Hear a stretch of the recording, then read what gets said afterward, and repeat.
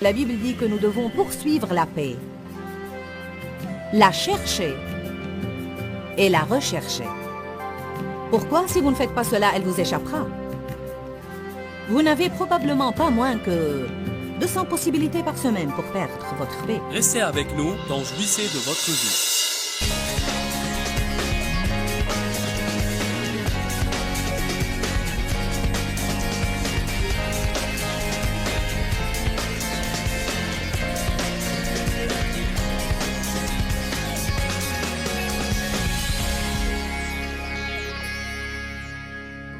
Dieu n'arrêtera pas de vous confronter.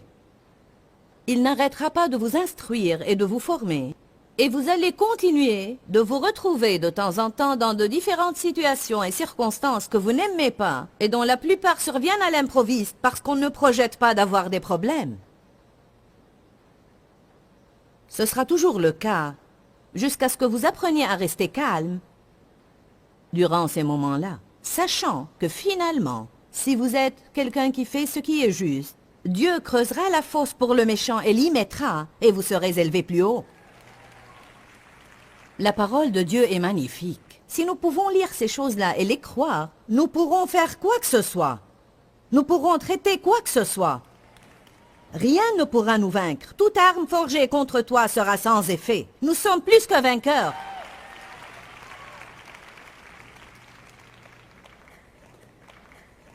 Les gens qui sont dans le monde ne savent pas ce que vous savez. Quand un problème survient, ils n'ont qu'un seul choix, être contrariés. Il n'y a pas d'autre choix pour eux. En fait, ils ne peuvent rien faire qu'être contrariés. Mais nous avons un choix. Nous n'avons pas à être contrariés. Nous pouvons croire que Jésus est dans notre barque. Et bien qu'il nous semble parfois qu'il est endormi, nous pouvons savoir que simplement parce qu'il est présent, quand il est prêt à faire taire le vent se taira sûrement.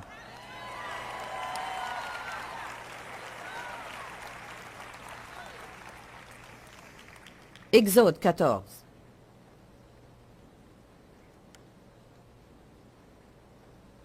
Voici une situation critique. Les Israélites pensaient qu'ils ont reçu le salut et sont délivrés de leur servitude. Soudain, ils ont regardé derrière eux et l'armée égyptienne les poursuivait. Ils ont regardé devant et ils n'ont rien vu que la mer Rouge. Verset 9. Les Égyptiens les poursuivirent. Et tous les chevaux, les chars de Pharaon, ses cavaliers et son armée les atteignirent alors qu'ils campaient près de la mer Rouge. Pharaon approchait, les enfants d'Israël levèrent les yeux, et voici les Égyptiens étaient en marche derrière eux. Et les enfants d'Israël eurent une grande frayeur et crièrent à l'Éternel. Ils dirent à Moïse, « N'y avait-il pas de sépulcre en Égypte que tu nous aies menés mourir dans le désert? Que nous as-tu fait en nous faisant sortir d'Égypte? N'est-ce pas là ce que nous te disions en Égypte? Laisse-nous servir les Égyptiens. Parce que nous aimons mieux servir les Égyptiens que de mourir au désert. Écoutez, dès la moindre épreuve, ils ont dit tout de suite, nous allons certainement mourir ici. Ceci va nous tuer. On aurait été en de meilleures conditions si on n'avait pas fait un pas de foi. Il fallait qu'on reste là où on était. Cela vous rappelle-t-il quelqu'un? C'était une faute, il ne fallait pas que je fasse cela. Je ne sais pas, disons que vous êtes venu à la conférence ici. Vous savez...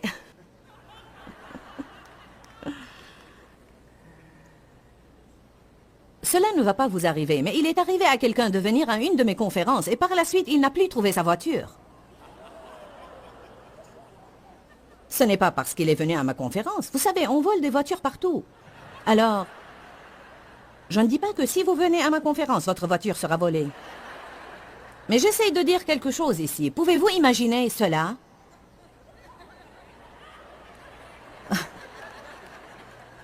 Oh Seigneur, je ne comprends pas cela. Il ne fallait pas que j'aille à cette conférence. Et puis vous dites, peut-être que je suis hors de la volonté de Dieu, je ne sais pas. Dieu ne veut pas que je m'implique dans les réunions charismatiques remplies du Saint-Esprit. Après tout, elle parle en langue. Peut-être qu'il ne faut pas que je la regarde à la télé. Je vous dis que c'est la stupidité de toutes nos pensées.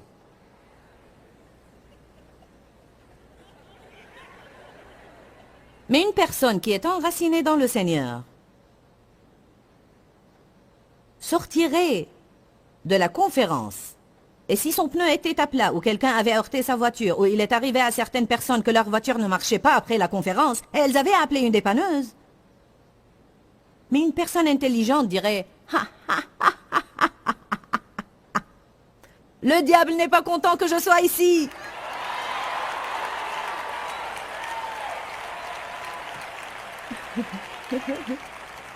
Quand allez-vous comprendre que le diable ne vous dérangera que si vous le dérangez? Il ne s'opposera à nous que quand il est menacé par notre progrès. Si vous étiez dans une église morte et vous étiez semi-mort,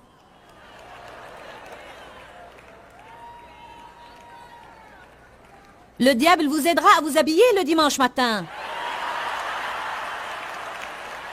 En fait, il vous accompagnera même.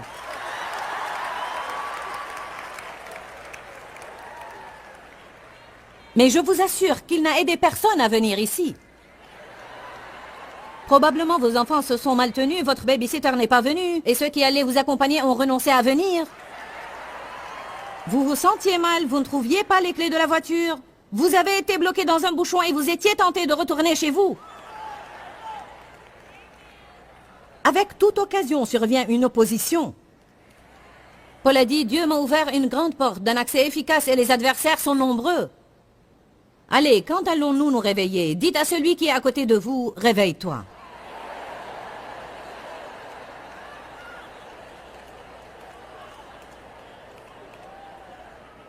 Comment devons-nous faire face à nos problèmes? Pratiquons cela.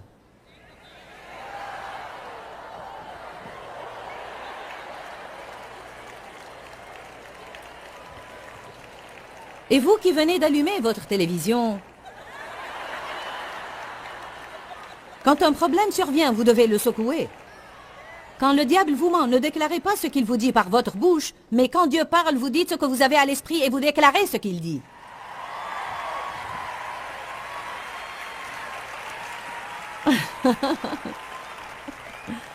Tu apprendras ça, Cindy, d'ici la fin de la conférence. Elle dit en bas, comment fait-elle cela? Exode 14. Verset 13. Moïse répondit au peuple, ne craignez rien, restez en place, restez fermes et confiants et regardez la délivrance que l'Éternel va vous accorder en ce jour, car les Égyptiens que vous voyez aujourd'hui, vous ne les verrez plus jamais. Faites attention au verset 14, écoutez. L'Éternel combattra pour vous, et vous, vous n'aurez qu'à rester tranquille et en paix. J'ai une part et Dieu a une part.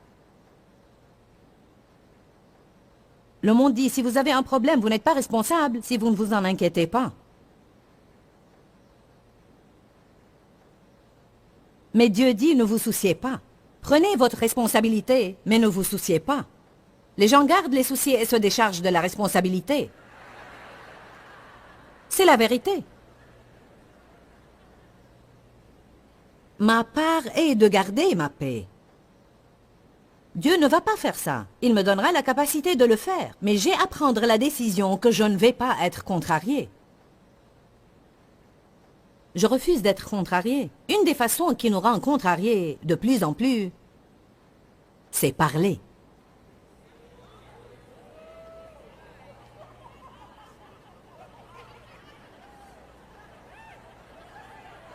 Je vous ai touché, n'est-ce pas? Avez-vous remarqué que plus vous parlez de vos problèmes, plus vous êtes contrarié? Et plus nous parlons, plus nous disons des choses stupides. Amen. Nous devons en arriver au point où quand nous disons des choses stupides, nous entendons ce que nous disons. Et nous pouvons demander à Dieu de nous pardonner. Je sais très bien cela, j'enseigne ces choses-là, et je me suis entendu dire des stupidités à mon fils au téléphone ce matin. C'est ce que je me suis entendu dire. Certains ont besoin d'entendre les choses qu'ils disent, car ils les disent comme ça. Bien, peut-être que vous ne faites pas attention à cela, mais le diable vous entend. Ce que vous dites, c'est ce que vous obtenez. La Bible dit que nous pouvons appeler les choses qui ne sont point comme si elles étaient. Et ceci ne s'applique non seulement sur les choses positives, mais les négatives aussi. Si le diable dit une chose à vos pensées et vous la déclarez par votre bouche, vous pouvez l'obtenir. Parce que les mots sont des conteneurs de force, et ils portent une force soit créative, soit destructive. Si Dieu nous parle et nous déclarons ses paroles par notre bouche, des choses positives peuvent nous arriver. Alors j'ai dit, on rentre chez nous ce soir, Dan, et on y reste 6 jours, et ensuite on part aux Philippines. Puis après on partira en Australie, et je vais tenir 2 grandes conférences dans chacun de ces endroits. Puis on rentrera chez nous. À mon avis, il n'y a pas de plus long trajet que celui d'Australie. Je crois que c'est l'endroit le plus loin que vous puissiez visiter. Et j'ai dit, puis on rentre chez nous, et dans 7 jours, je partirai de nouveau. Le temps d'arriver à Texas, je serai probablement esquinté. Mais au moins, j'ai entendu ce que j'ai dit. Ah! Seigneur, pardonne-moi. Je ne serai pas esquinté. Je serai énergique et forte, je peux tout faire par Jésus-Christ. Allez, louons le Seigneur.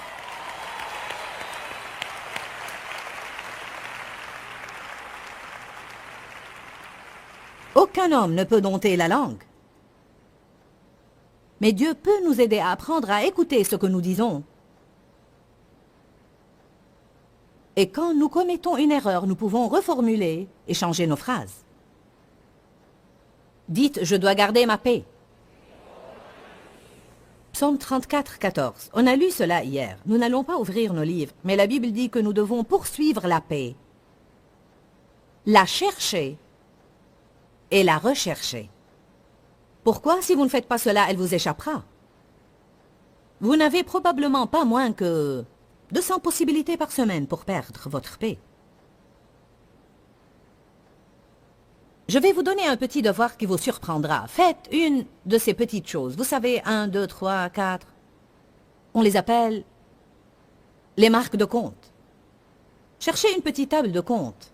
Gardez-la dans votre voiture ou bien dans votre poche. Un petit morceau de papier. Et chaque fois que quelque chose arrive qui risque de voler votre paix, ou la vole vraiment, ou qui est destiné à voler votre joie, notez cela. Et je vous assure, à la fin de la semaine, vous serez étonnés. Maintenant, je vois ce que le diable fait. Quand nous comprenons très bien que tout ce qu'il fait, c'est nous tendre un piège pour nous agacer, alors quand toutes ces choses arrivent, nous pourrons rire et dire « Ah ah, Satan, tu ne m'auras plus de nouveau. Si je dois attendre dans la queue, je peux le faire. » Et je peux attendre paisiblement. Si je suis bloqué dans un bouchon, je suis en retard pour mon rendez-vous et je n'y peux rien, je dis béni soit Dieu, je vais entendre une cassette de Joyce pendant que j'attends ici. Je crois que je vais entendre des louanges de Charles et Jill et cela m'aidera à secouer mes problèmes. Amen. Quelqu'un se retire à la dernière minute et il était censé vous accompagner quelque part et il a changé d'avis à la dernière minute.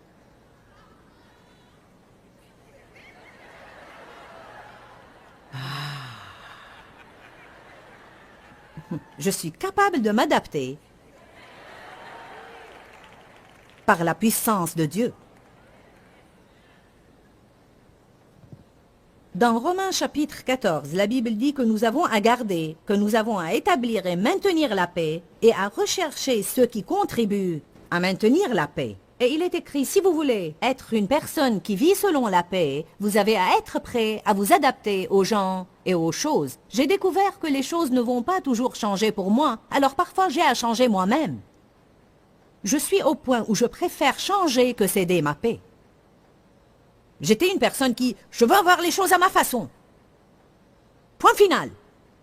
Si je ne les ai pas, je me fâche. Personne d'entre vous n'est comme ça, n'est-ce pas?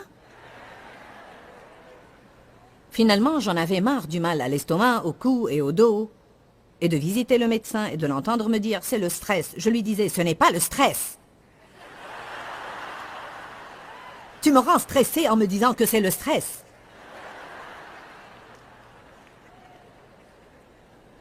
J'ai dit à un médecin, écoute, je sais qu'il y a quelque chose qui ne va pas chez moi et tu dois découvrir ce que c'est.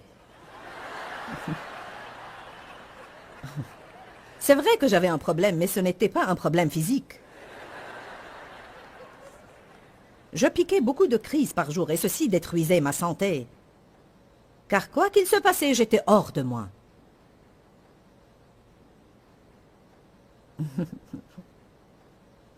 J'étais toujours sur le point d'exploser.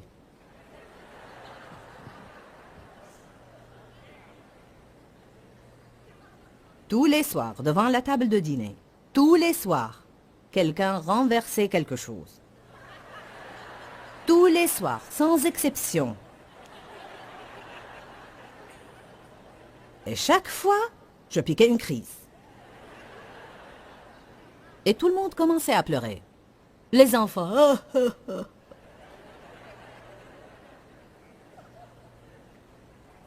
Les enfants renversaient le lait et il s'écoulait en dessous des bols. Et quand on renverse quelque chose, on essaie de l'essuyer avant qu'il ne pénètre dans les fissures de la table. Car le lait tourné et se mélange avec les autres saletés. Alors, si vous ne l'essuyez pas, vous aurez à démonter la table, à chercher un couteau et à enlever tout en grattant. Des saletés. Maintenant, on fabrique des tables massives. Dans le temps, elles étaient... Vous pouvez toujours en trouver. Mais pour moi, c'est fini. Ma table n'a pas de fissure maintenant. Maintenant, elle a une surface en verre et tout le monde les rafle. Il n'y a pas d'espoir. Il y a toujours beaucoup de choses que vous devez supporter dans la vie.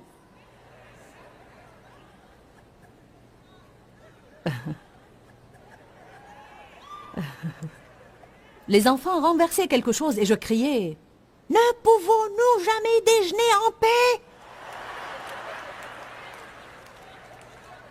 Sans me rendre compte qu'on aurait pu manger en paix si j'avais tout simplement essuyé la table et gardé ma bouche close.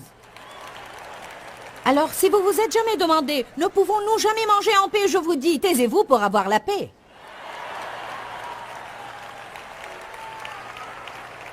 Si vous arrêtez de faire toute une histoire de toute chose qui se passe et si vous êtes prêt à changer à ce moment-là, vous pouvez certainement avoir un peu de paix.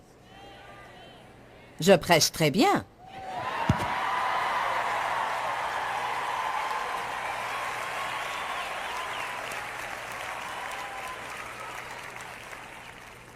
Dieu merci. Alors, une fois, j'étais sous la table. Parce que un des enfants avait renversé un liquide qui a coulé sur les pieds de la table. Et j'étais sous la table piquant une crise. Et quelqu'un m'a donné un coup de pied. Et c'était la goutte qui a fait déborder le vase. Je veux dire, accidentellement, il ne l'a pas fait exprès. Et le pauvre Dave, ayant travaillé toute la journée, rentrait chez nous et me trouvait dans un accès de colère. Et je ne comprenais pas pourquoi il voulait aller au club tous les soirs pour jouer du golf. J'ignorais pourquoi il ne restait pas à la maison.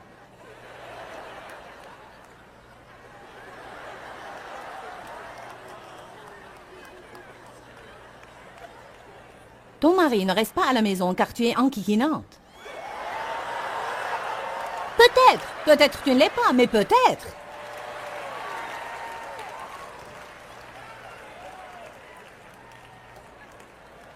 Si tu ne réussis pas à convaincre ta femme de rester à la maison, c'est peut-être parce que tu ne la cajoles pas assez. Et tu ne lui fais pas des compliments. Les hommes ont besoin de sentimentalité. Que la sentimentalité vienne sur vous. Les hommes disent ces choses sentimentales, je ne vais pas les faire, vous savez. Alors vous n'êtes pas intelligent. J'étais sous la table piquant une crise. Tous les soirs, chacun renverse quelque chose sur la table, sur les chaises. Et puis l'Esprit Saint est venu me dire précisément sous la table. Joyce, une fois le lait est renversé. Peu importe combien tu te mets en colère, tu ne pourras pas faire en sorte que le lait se retire des pieds de la table et rentre dans le verre. C'était la première fois que j'entends des choses pareilles. Et il m'a dit, Joyce, tu as à apprendre à t'adapter à tout. Dites à votre voisin, tu dois apprendre à t'adapter à tout. Il y a certaines choses que vous pouvez changer, mais il y a beaucoup d'autres choses que vous ne pouvez pas changer. Si on se retrouve par exemple face à une chose qu'on ne peut pas changer, il faut qu'on garde notre joie et qu'on garde notre paix et qu'on laisse Dieu combattre pour nous.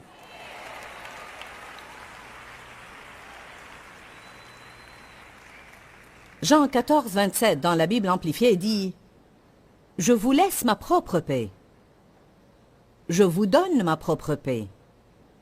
Je ne vous donne pas comme le monde donne, mais c'est ma propre paix que je vous donne et que je vous laisse. » La Bible amplifiée dit « Ne vous laissez plus être contrariés et agités, c'est-à-dire ne vous permettez plus d'être contrariés. » Amen. J'avais à contempler cela pendant des années, parce que j'étais convaincue que je n'y pouvais rien. Je n'y peux rien, Seigneur. Je ne veux pas agir de cette façon, mais je n'y peux rien, je n'y peux rien, je n'y peux rien. C'est une excuse tirée de votre sac d'excuses. Le diable vous dit, vous n'y pouvez rien, alors vous dites, je n'y peux rien, je n'y peux rien, je n'y peux rien. Amen. Mais la Bible dit, nous avons la maîtrise de soi. Le fruit de l'esprit est maîtrise de soi. Cela veut dire que je peux me contrôler. Je n'ai pas à permettre au diable de me contrôler. Je ne dois pas laisser libre cours aux émotions non contenues. Je peux toujours me contrôler. Ne dites pas tout le temps, « Oh, je n'y peux rien. Si je mange un morceau de biscuit, je dois manger une dizaine. » Non, tu ne dois pas. Non, tu ne dois pas. Si tu ne peux pas vaincre un biscuit, alors pourquoi essayes-tu de chasser les démons?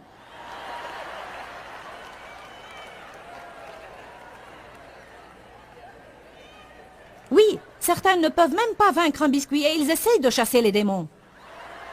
Sors au nom de Jésus-Christ. Bonjour. Nous nous convainquons que nous ne pouvons pas faire ces choses-là. Nous nous convainquons nous-mêmes. Je ne peux pas arrêter de fumer.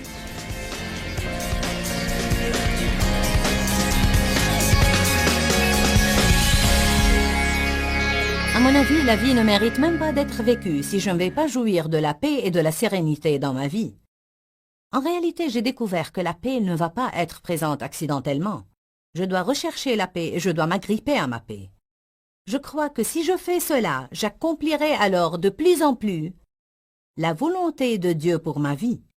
Tout le monde veut savoir quelle est la volonté de Dieu pour eux. Nous voulons tous rechercher la volonté de Dieu et nous voulons nous assurer que nous accomplissons le but de Dieu dans notre vie. Mais je crois que beaucoup de gens sont la plupart des fois vexés du fait qu'ils n'arrivent pas à entendre la voix de Dieu. Je vous encourage maintenant, si vous voulez entendre la voix de Dieu pour que vous puissiez découvrir quel est son but pour vous, la première chose que vous devez faire, écoutez-moi bien, est de vous calmer. Jésus a dit, « Je vous donne ma propre paix. Non comme le monde donne, mais je vous donne ma paix à moi. » Écoutez-moi bien, j'ai une parole dite entendue pour vous aujourd'hui. Je crois que certains d'entre vous demandent une parole à Dieu. Nous aimons toujours recevoir une promesse. Cela ne signifie pas nécessairement qu'elle ne peut pas être une parole tirée d'ici, que Dieu rend vivante dans notre cœur. Dieu m'a mis cette écriture à cœur pour que je conclue avec aujourd'hui. Exode 14, 14. L'Éternel combattra pour vous, et vous gardez votre paix et restez dans le repos. Vous dites, Seigneur, quand le combat va se terminer? Je vous dis aujourd'hui, quand vous gardez votre paix. Quand vous devenez calme et vous entrez dans le repos de Dieu, vous verrez Dieu combattre pour vous comme personne ne pourrait jamais combattre pour vous. Je vous dis, je crois que les ennemis que vous avez vus aujourd'hui, vous ne les reverrez plus car le Seigneur des armées combat pour vous. Gardez votre paix. Il y a une puissance dans la paix. Que Dieu vous bénisse. Dis-leur que je les aime. Dans ce livret, Joyce Meyer donne une révélation de l'amour de Dieu pour nous. Pour obtenir ce livret gratuitement, écrivez-nous à Joyce Meyer, boîte postale 40095-6300 Larnaca, Chypre. Ou bien visitez notre site web www.joycemeyer.org/fr.